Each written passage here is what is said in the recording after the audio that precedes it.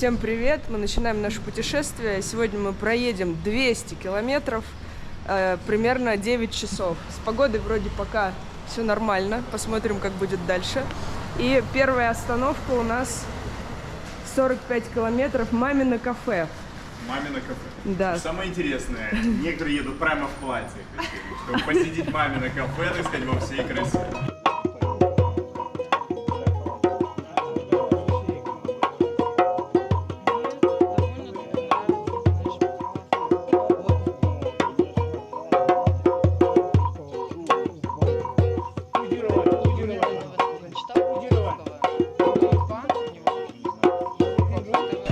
Заехали в храм.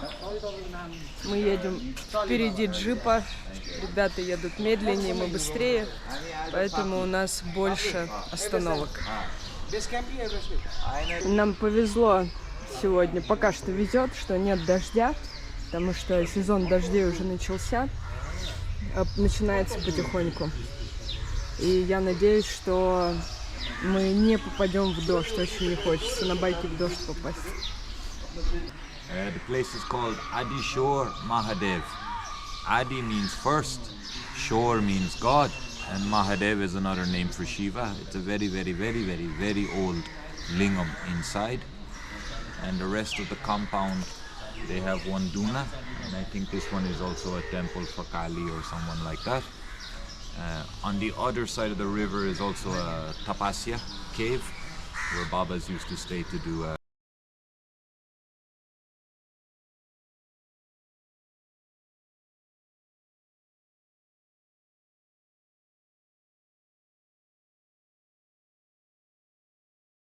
Dal batka, roti, naan, tarkari, coffee, Нет, я долбать буду. Я долбать. Массаж, массаж. Скажите, пожалуйста, уважаемые организаторы, когда следующая остановка? Боюсь проголодаться, чтобы поесть и тут, и там. Лучше сейчас поесть. Расскажите, пожалуйста, ваше впечатление о дороге в отсутствии асфальта. Ну, это фигня была. Это вообще мало было без Мало. асфальта. То есть позвонить, чтобы еще разобрали дальше дорогу. Да? Давай, звякни. Да, будьте любезны, разобрать полотно, ибо желаем ехать по бездорожью. Это вообще дорога идеальная по непальским меркам. А еще мы прокололи колесо, и наша остановка 15-минутная была о его замене. А у нас в храме была 15-минутная. Благодаря вашему храму мы его удачно заменили. Ехали вчера 10 часов, но не очень устали. Вернее, устали очень, но все довольны все равно. Приехали в совершенно потрясающую гостиницу. Просто нереально красиво. Good morning. Вот, посмотрите, какая красота. Это про меня. Здравствуйте. Завтра, знаете, пожалуйста, вареные яички, диетические, кашка, тостик. Спрячу. Белый хлеб я не ем. Ничего вы не видели. Исключительно кашка и 2 вареных яичка. Все. Доброе утро. Это наш хозяин Будда. Хозяин гостиницы. И прекрасные просто виды из окна.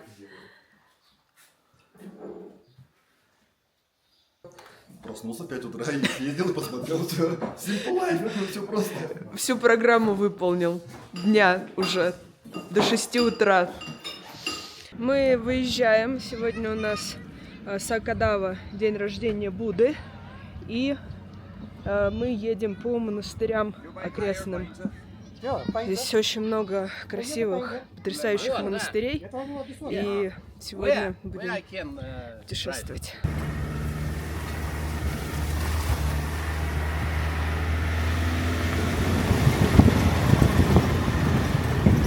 So it was built by Tichu Rinpoche. So he was a tutor of Dalai Lama in Tibet. While fleeing from Tibet, Dalai Lama went to India, but this Rinpoche, he came to Nepal. And initially, he used to practice in Chuang Monastery. Where we go tomorrow. Tomorrow, yeah. Then again, he went to Phungbuche. There's another monastery behind this hill. And later on, he built this one, his own establishment. And we have around 400 monks and nuns around here. So they're all his followers. And Tichu Rinpoche passed away, and his reincarnated version stays over here, and he learns everything over here. All his teachings are done over here. He's a monk, but he's trained as a healer, like in Tibetan medicine. Доктор тибетской Yeah, медицины. Tibetan medication. So he uses all this Tibetan medication to heal patients out here. So he was कति वर्ष पढ्नुभयो तपाईले? 6 years. He trained for 6 years. So it's like training for a year. Yeah. There are around 10 monks who are trained, and they're in different places. He stayed here, and he looks after all the patients and all. Мы пришли в Гомпо, в которой находится нетленное тело мастера, великого мастера медитации и учителя, трульщика Римпоче. И его нетленное тело находится в ступе вот за мной, и его портрет за ступой. Кухня монастырская.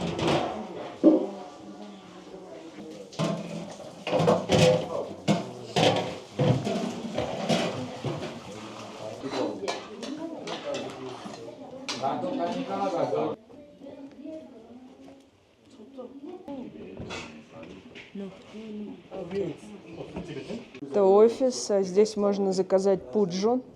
Если у вас какой-то вопрос, вам надо за что-то, чтобы помолились монахи, за любые ваши запросы, то можно вот здесь это сделать. Тибетский чай с солью и маслом.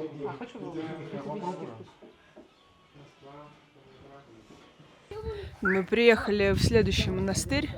Это Шерпинский монастырь, Серла. И здесь учатся монахи. И тибетские монахи тоже учатся у них, потому что у них свое большое сельское хозяйство.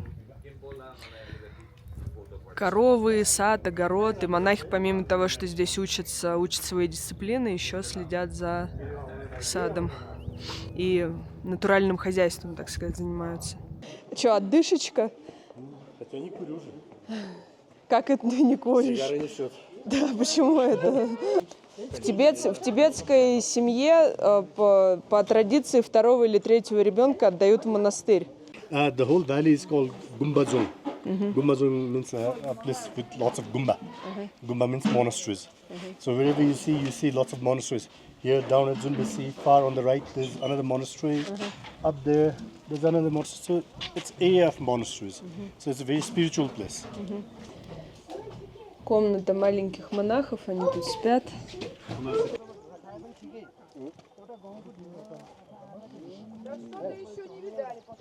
Бассейн строят для маленьких монахов. У них будет свой собственный бассейн. Будут плаванием заниматься. All the houses are traditional house. You see, it's built in a traditional style. And we'll, later on, while we go a little up there, you'll see more older houses built, I think, 200, 300 years ago. So it's very, the architecture, everything is very good over here. And strictly, everything over here is vegetarian. You're not allowed to slaughter anything inside. And even the road doesn't pass through here. The road only goes behind the village. They don't want any road access. They just want to keep it peace and quiet. Намасте. Namaste. Tashi Delle. Вкусно, Шингис? Да, вообще прям. Вегетарианское, как ты любишь. Вообще, я специально сюда приехал ради этого. Дома мне мясо запихивают. This is the oldest monastery in the whole area, around Solo. It was built around 16th century. And later on 17th century, it was destroyed by fire. And again, they rebuilt it. And so this, most of the paintings and all you see, it's all from around 18th century paintings and all. So it's very important. So, and even the statue, this was the biggest statue around the village of Buddha. And if you go upstairs, there are some books. I'll show you the books too. And even those books are the oldest books around the whole Solo village. So we don't have any particular high monk over here, but still there's one caretaker. There's one caretaker monk who opens the door every day for visitors to come. and even the whole village is gathered over here. And sometimes for little bigger rituals, they go up to Serlo, and this monastery. It's connected. So, and every year during April, there's a huge festival over here, and we have lots of people, lots of foreigners coming in. There's a 5-day celebration, and it's it's called Dumzi. And Dumzi, it's a prayer after harvest and before harvest prayers and all. Мне ценно, что ты так почувствовал и так увидел. Потому что это в контексте моего восприятия. Потому что так варенье нарисовано, например, для меня это эстетика. То есть много нюансов, которые, естественно, не успел рассказать, но объемно это. Здорово, Анатолий. Мне здесь на фотографии кажется, что каждый находится в своем времени и в разный период своей жизни. Наш второй день путешествия, второй день в горах и третий или четвертый день вообще. И мы идем в трек к монастырю Чеванг. Подъем где-то 400 метров, не очень далеко, 4 часа идти всего, 3-4 примерно. Сейчас покажу. Дошли не все. Из группы вот у нас 3 человека и гид. Вот, поэтому остальные по Сузане. А мы продолжаем наш путь. Остальные на байках поехали. Смотрите, какая красота. А воздух здесь какой. А погода здесь какая? С погодой нам опять повезло. Так и шепчет, Кто-то не посвящает заслуги регулярно. Не посвящал? Вот, смотри, у нас теперь двое. Ну вот. Хорошо с такими людьми. Офигеть, да вообще. Ей. Вау. Воздух, звуки, энергия просто потрясающая. Вау. И наша группа в составе всего лишь один гид, один участник и наш великий гуру-джедай, проводник всея Непала, Лариса!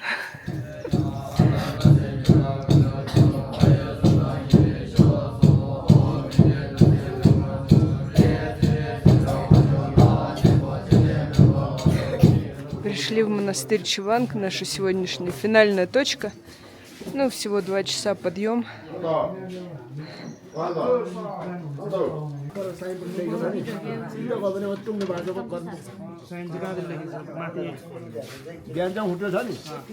It's it's older. After Dunbisi, this is another old monastery. It's 100 years old. It was built by Sangye Lama. He's the founder of this monastery, and every big occasion happens in this monastery in this area. Besides Dunbisi and all, so it's very important. Every year we have a festival, which is called Manirumdu, and Manirumdu we also call that Destroyer of Illusions, and that happens every year on September, full moon of September or November. Sorry, I think October and November, full moon of, and it's a festival for 3 days, and there's a huge people gathering and everything over here. We have foreigners, Nepalese, everyone. All these courtyards will be packed. And there'll be a dance performance for 3 days. And that's called Destroyer of the Illusion. Сегодня у нас долбат в монастыре.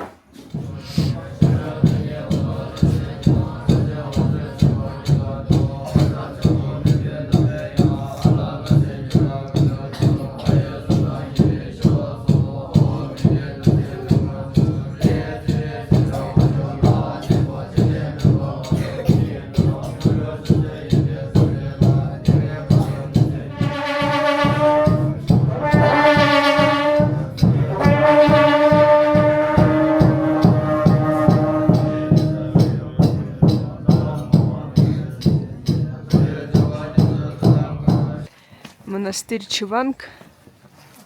По легенде, здесь медитировал некогда сам гуру Падмасамбхава. Смотрите, какие виды. Канец тоже очень красивый сам по себе. Очень красивый, потрясающе красивый.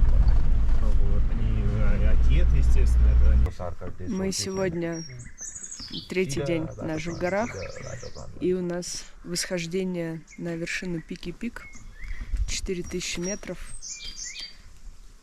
И мы приехали к нашей стартовой точке. Сейчас отсюда пойдем. Всего сегодня примерно 6 часов пути будет. Вот так вот мы идем через прекрасный рододендроновый лес. Вот такой подъем у нас 2 часа. И мы уже 2 часа прошли, еще 2 часа вот по таким ступенькам. И потом 2 часа вниз. Да? Да.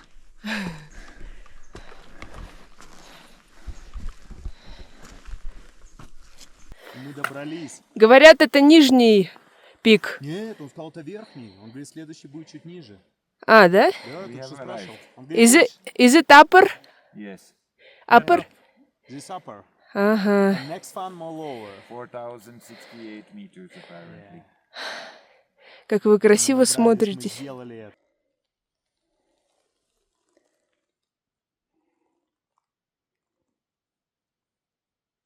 Наш сегодняшний лодж прибыли наконец-то. Все в тумане, но очень красиво. Итак, наш рум-тур сегодняшний. Вот такая комнатейка. Но, что интересно, с собственным туалетом, уборной. Такое маленькое окошко. В большинстве своем такие вот комнатушки везде на треках присутствуют, супер простые. Ну и, как всегда, в этот период в горах была солнечная погода утром. Сейчас опять спустилось облако, и все в тумане. Нам сегодня идти 6 часов. В основном это спуск вниз до деревни, и там нас заберут джипы наши. Да, так. Лайт. Красиво, правда. Light? Да. Ну, это не сложно, это как бы подъем, да, был прикольненький, но вот эти виды, которые нас сопровождали по дороге, я не видел. Я много гор разных обходил. Классно. Но вот эти, то, что в горах цветы вот такие растут, деревья цветами, кусты, деревья все заросшие мхом. То есть, ну, как страна Оз. Вот, Сказочная, реально, да? сказочная страна Оз. Вчера был туман. Я считаю, что это уникальный по красоте, насыщенности, какими-то духовными и эстетическими впечатлениями маршрут.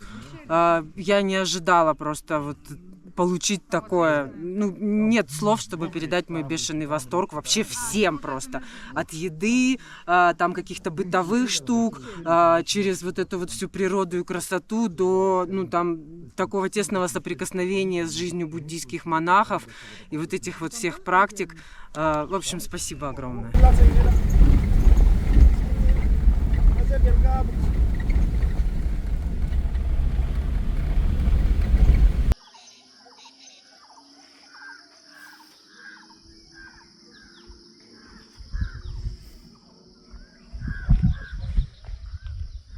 Мы приехали в Маратику, священные пещеры гуру Падмасамбхавы.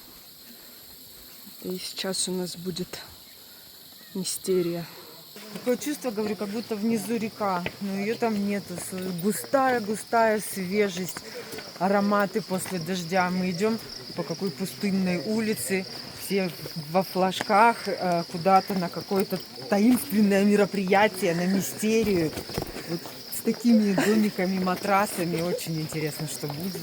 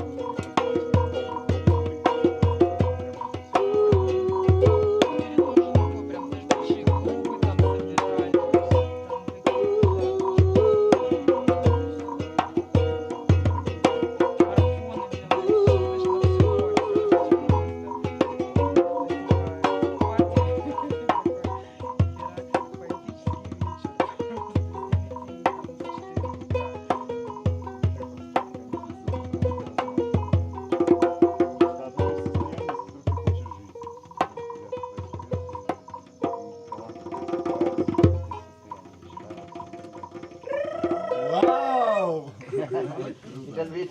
Warm up, jamming, warm up.